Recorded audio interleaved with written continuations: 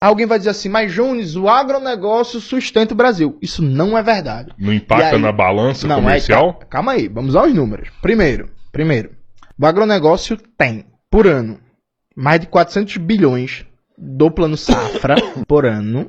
Mais de 400 bilhões do Plano Safra. Das empresas que recebem isenção fiscal no Brasil, que dá mais ou menos 558 bilhões por ano, 18% são do agronegócio.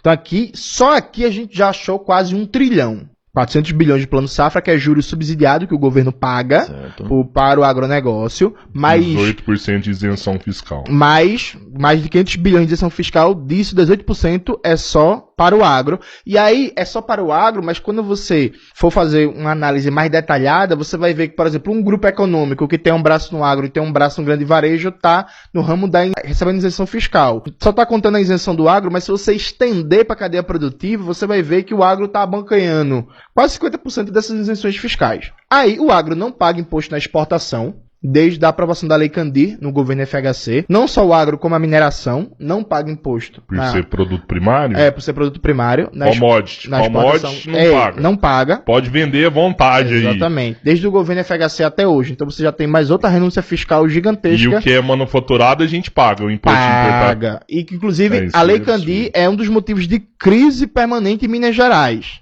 Né? Porque tirou uma receita tributária gigantesca do estado de Minas Gerais, já que a pauta de exportação de Minas Gerais é basicamente minério in natura. Já a gente vai chegar lá. Mas aí não paga imposto, né? Lei Candir. Além de tudo isso, veja, além de subsídio, além de isenção fiscal, além do Plano Safra, tem subsídio para a compra de máquinas e equipamentos importados de fora, né? Tem vantagens cambiais, então você vende a soja para fora, você recebe em dólar, você tem um tempo para internalizar esses dólares em reais, podendo ficar especulando com o câmbio, esperando o momento que o câmbio está melhor para você internalizar esses dólares em reais. Se não me falha a memória, esse prazo agora é de 1 ano. Então o sujeito pode ficar especulando, esperando o melhor momento do câmbio para ele internalizar isso, que é outra mamatinha maravilhosa. Combinado é isso, o sujeito, se for pego com trabalho escravo, não perde a propriedade. A justiça é uma mãe, e a multa, via de regra, não cobre nem sequer 10% do lucro do ano. A gente viu isso no caso das vinícolas agora do Rio Grande do Sul. Os casos de multa para destruição ambiental também é uma mamata e tal. Então o que a gente está falando aqui? A gente está falando de um setor que tem todos os privilégios que você pode imaginar, que não gera emprego, não gera tecnologia. Aí você pensa assim, mas ele é responsável por trazer dólares. Não é responsável por trazer dólares num país que está se desindustrializando. Então, claro, o déficit comercial na área da saúde ano passado foi de 20 bilhões de dólares. O Brasil já chegou a produzir 50% dos IFAs, que é ingrediente farmacêutico ativo, que faz o que o remédio funcionar, que a gente consumia. Hoje em dia a gente só produz 10. O Brasil, ano passado, foi 9,8 bilhões de dólares de déficit comercial de fármacos. Remédio que a gente podia produzir aqui, porque é tudo patente vencida. A gente tem a Fiocruz, tem as universidades, tem os hemocentros, e está mandando dinheiro, riqueza, para os monopólios estrangeiros. Ano passado, o déficit comercial no setor petroquímico foi de 45 bilhões, percebe? E assim vai indo. O déficit no setor de fertilizantes foi mais de 15 bilhões. O déficit como um todo, da conta de manufaturados no Brasil, é mais de 100 bilhões de dólares por ano.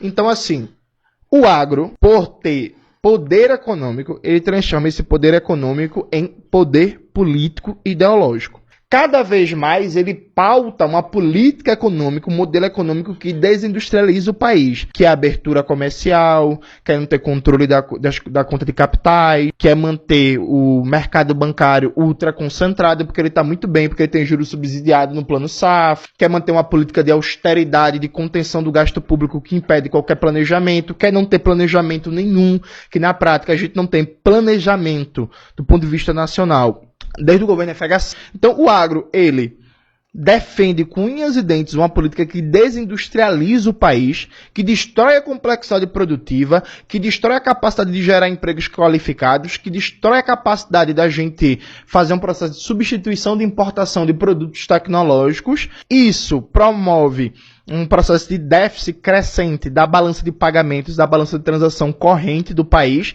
Aí o agro diz assim, como solução, eu sou o setor que mais exporta, portanto mais traz dólar. Então essa é a mesma coisa que dizer assim, na verdade eu preciso de cocaína, porque eu sou viciado. E aí se eu usar, vai passar fissura. Não, vai passar fissura. E aí você vai querer mais. Você vai querer mais. Então a relação do agro com o Brasil é a relação de exploração. Que os caras dizem que eles estão garantindo a balança de pagamentos do país com a entrada do dólar, mas na verdade o modelo que privilegia o crescimento do agro é que faz com que o Brasil esteja cada vez mais desindustrializado e tenha problemas cada vez maior em termos de déficits comerciais crescentes em produtos complexos, em mercadorias que estão no dia a dia da vida do brasileiro. Televisão, esse microfone, esse celular, os equipamentos que estão ali, essa lâmpada, tudo isso. Então é um modelo que leva o país cada vez mais para ser um buraco de mineração, uma grande plantação de soja, um cassino para especulação financeira, cada vez mais tudo destruído. Aí o agro diz, não, eu sou salvação. Não, o agro é parte do problema. Veja, para concluir essa resposta, o agronegócio estava defendendo, todo o agronegócio brasileiro estava defendendo um acordo de livre comércio entre Mercosul e União Europeia. A indústria da União Europeia, particularmente da Alemanha e da França, é uma das mais competitivas do mundo. Os caras queriam fazer um liberou geral de tarifas alfandegárias. Consequência prática disso, o pouquinho que existe de indústria aqui no Brasil ia quebrar em 5 anos. Mas o agronegócio queria, sabe?